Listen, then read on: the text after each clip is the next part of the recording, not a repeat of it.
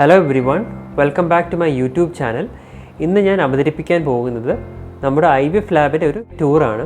ഇതൊരു ഓവർവ്യൂ ആയിരിക്കും. എന്തൊക്കെയാണ് IVF ലാബിൽ സംഭവിക്കുന്നത്, എന്തൊക്കെ എക്യുപ്മെൻറ്റ്സ് ആണ് നമ്മൾ യൂസ് ചെയ്യുന്നത്, എങ്ങനെയാണ് IVF പ്രൊസീജിയർ ആക്ച്വലി നടക്കുന്നത്, അതിനുള്ള മെറ്റീരിയൽ, ലാബ് എക്യുപ്മെൻറ്റ്, ഇൻക്യുബേറ്റർ എന്നിവയൊക്കെ ആയിരിക്കും ഇതിലൂടെ കാണിക്കാൻ ഞാൻ ഉദ്ദേശിക്കുന്നത്. So hope you enjoy the video. ഇപ്പോൾ നിങ്ങൾ കണ്ടുകൊണ്ടിരിക്കുന്നത് IVF വർക്ക് സ്റ്റേഷനാണ്. IVF work station with high power microscope. IVF work സ്റ്റേഷൻ്റെ പ്രത്യേകത എന്ന് പറഞ്ഞാൽ അവിടെ ലാമിനാർ എയർ ഫ്ലോ ടെക്നോളജിയാണ് ഉള്ളത്. അതായത് പുറത്തുനിന്നുള്ള എയർ അകത്തോട്ട് വരാതിരിക്കാനുള്ള ഒരു സംവിധാനമാണ് ഇവിടെ ഉള്ളത്. IVF പ്രൊസീജിയർ മെയിൻലി ചെയ്യുന്നത് കൾച്ചർ ഡിഷസിലാണ്. ഇപ്പോൾ കാണുന്നത് IVFൻ്റെ കൾച്ചർ ഡിഷാണ്. അതിനകത്തുള്ള ഒരു സർക്കുലർ പോർഷൻസിനെയാണ് കൾച്ചർ വെൽസ് എന്ന് പറയുന്നത്.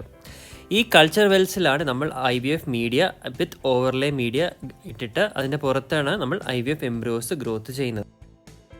IVF ഇൻക്യുബേറ്റേഴ്സ് രണ്ട് ടൈപ്പിലാണ് ഉള്ളത്. ഒന്ന് ടേബിൾ ടോപ്പ്, ഇത് കാണുന്നത് പോലെ, പിന്നെ ബെഞ്ച് ടോപ്പ് ഇൻക്യുബേറ്റേഴ്സ്. യൂട്രസിനകത്തുള്ള അതേ എൻവയോൺമെൻറ്റ് നമ്മൾ റീക്രിയേറ്റ് ചെയ്യുവാണ് ഇൻക്യുബേറ്റേഴ്സിൽ. അതിലാണ് എംബ്രിയോ ഗ്രോത്ത് മെയിൻലി ഉണ്ടാകുന്നത്. Mainly temperature and carbon dioxide concentration ആണ് pH ഡിസൈഡ് ചെയ്യുന്നത്. ഓൾമോസ്റ്റ് യൂട്രസിൻ്റെ അകത്തുള്ള ഒരു എൻവയോൺമെൻറ്റ് ആർട്ടിഫിഷ്യലി നമ്മൾ പുറത്ത് ക്രിയേറ്റ് ചെയ്യാൻ നോക്കുകയാണ് എംബ്രിയോ ഗ്രോത്തിന് വേണ്ടിയിട്ട്. അടുത്തതായി കാണുന്നത് ICSI മൈക്രോ മാനിപ്പുലേറ്റർ മെഷീനാണ്. നിങ്ങൾ കാണുന്ന പോലെ തന്നെ ഈ രണ്ട് നീഡിൽ പോലത്തെ ഉപകരണങ്ങൾ വച്ചിട്ടാണ് ICSI പ്രൊസീജിയർ ചെയ്യുന്നത്. ICSI പ്രൊസീജിയർ എന്ന് പറഞ്ഞാൽ മെയിൻലി എഗ്ഗിൻ്റെ അകത്തോട്ട് ഒരു ചെറിയ നീഡിൽ വഴി ഇതിൽ കാണുന്ന പോലെ സ്പേംസിനെ ഇഞ്ചെക്റ്റ് ചെയ്യണം. എന്നിട്ട് ഗ്രോത്ത് വഴിയാണ് എംബ്രിയോയിലോട്ട് അല്ലെങ്കിൽ ഭ്രൂണത്തിലോട്ട് മാറുന്നത്. IVF പ്രൊസീജിയറിലെ കൂടെ ഉണ്ടാകുന്ന എംബ്രിയോസിനെ ട്രാൻസ്ഫറിന് മുമ്പായിട്ട് ഈ സ്ക്രീനിലൂടെ നോക്കും. അതിൽ നല്ല ക്വാളിറ്റിയുള്ള എംബ്രിയോസിനെയാണ് നമ്മൾ ഫൈനലി ട്രാൻസ്ഫറിന് പ്ലാൻ ചെയ്യുന്നത്.